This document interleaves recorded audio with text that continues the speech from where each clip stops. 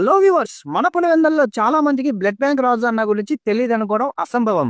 రాజు అన్న గారు గత కొన్నేళ్లుగా స్నేహిత అమృతహస్తం సేవా సమితి అనే ట్రస్టును నిస్వార్థంగా నడుపుతూ ఎన్నో సేవా కార్యక్రమాలు అయితే నిర్వహిస్తున్నారన్నమాట. ఈ ట్రస్ట్ ద్వారా పేద విద్యార్థులకు చదువులో మార్గదర్శనం అందిస్తూ ఉచిత కోచింగ్ అలాగే మార్గదర్శక శిబిరాలను అయితే నిర్వహిస్తున్నారు.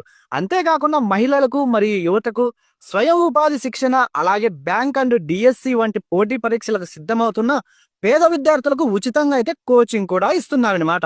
ఇప్పటి వరకు ఈ ట్రస్టుకు సొంత భవనం కూడా లేదు. కానీ ఇప్పుడు సేవా కార్యక్రమాలన్నీ ఒకే చోట నిర్వహించేందుకు ప్రత్యేక భవనం అయితే నిర్మాణాన్ని చేపట్టారు.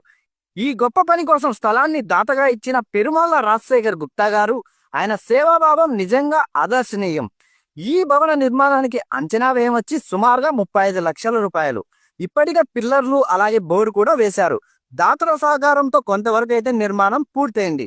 ఈ భవనంలో వచ్చేసి ఐ బ్యాంక్ అలాగే విద్యార్థుల కోచింగ్ సెంటర్ అలాగే వీటితో పాటు మహిళలు యువతకు ఉపాధి శిక్షణ కేంద్రాలు వంటి సేవా సంస్థలన్నీ ఈ స్థలంలో అయితే ఉండబోతున్నాయి. ఈ భవనం వచ్చేసి వైఎస్ జగనన్న కాలనీలో వెళ్లే రూట్ లో నిర్మితం అవుతుంది మన పులివెందల్లోనే. మీరు కూడా ఈ సేవా యజ్ఞంలో భాగస్వాములు అవ్వాలనుకుంటే స్క్రీన్ పైన ఉన్న నెంబర్కి అయితే కాల్ చేయండి, లేదా అకౌంట్ నెంబర్కు మీకు సాధ్యమైనంత విరాళాన్ని అయితే పంపించండి.